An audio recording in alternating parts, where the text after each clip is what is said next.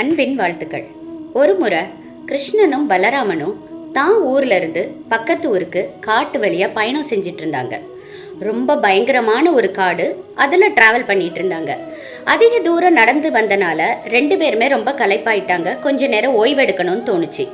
ஆனால் at a time ரெண்டு பேரும் தூங்குனா ஏதாவது மிருகங்களோட தாக்குதல் இருக்கும் அப்படிங்கிறனால ஒரு ஆள் தூங்கட்டும், அடுத்த ஆள் காவல் காக்கட்டும், அந்த மாதிரி பேசிக்கிட்டாங்க. ஸோ ஃபர்ஸ்ட்டு நம்ம கிருஷ்ணா போய் வேகமாக போய் தூங்கிட்டாரு. தூங்கினப்போ பலராமன் காவல் காத்துட்டு இருந்தாரு. அப்படி காவல் காத்துட்டு இருக்கும்போது ஒரு பெரிய ராட்சசன் ஒன்று தோணுச்சு. தோன்றி அந்த பலராமனை பார்த்து அது பயங்கரமாக மிரட்டுச்சு. பலராமன் ரொம்ப பயந்துட்டு கிருஷ்ணா கிருஷ்ணான்னு கத்துனான். ஆனால் கிருஷ்ணனுக்கு அது காதே கேட்கல. அவன் பாட்டு தூங்கிட்டு இருந்தான். திரும்பவும் பயங்கரமாக கர்ஜிச்சிச்சு. அதை கர்ஜிச்சதை பார்த்த உடனேயும் திரும்பவும் பயந்துட்டு பலராமன் கிருஷ்ணா கிருஷ்ணான்னு ரொம்ப கத்துனான். அப்பவும் கிருஷ்ணனுக்கு காதே கேட்கல. திரும்ப தன்னோட காலை பின்னாடி வச்சு அந்த மிருகத்தை பார்த்து ரொம்ப பயந்து பின்னாடி போன பலராமனை பார்த்து அது ரொம்ப சந்தோஷமா பயங்கரமாக மிரட்டுச்சு, உருமுச்சு. அதை பார்த்த உடனேயும் கிருஷ்ணா அப்படின்னு கத்திட்டு பலராமன் மயக்கம் போட்டு விழுந்துட்டான். அப்போ கூப்பிட்டப்ப கிருஷ்ணனுக்கு அது காதில் விழுந்துருச்சு. கிருஷ்ணன் எழுந்துட்டான்.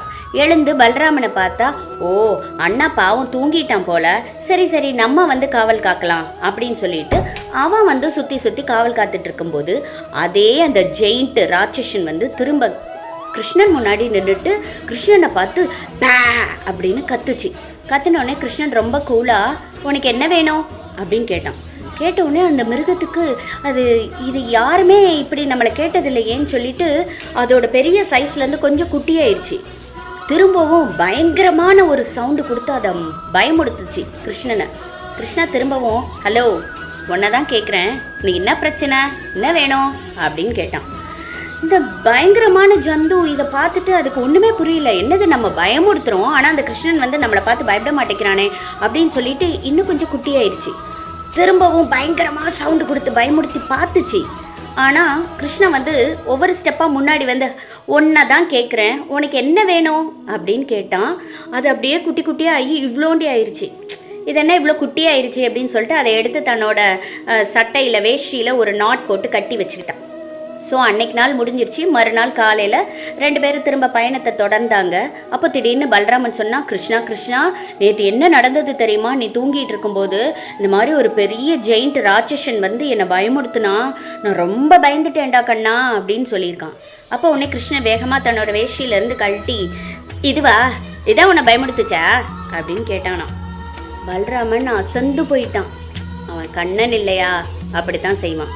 இப்போ எதுக்கு இந்த கதையை நான் உங்களுக்கு சொல்கிறேன்னா, சில நேரம் பிரச்சனைகள் நமக்கு பெருசாக தெரியும், அது ரொம்ப பயமுடுத்தும்.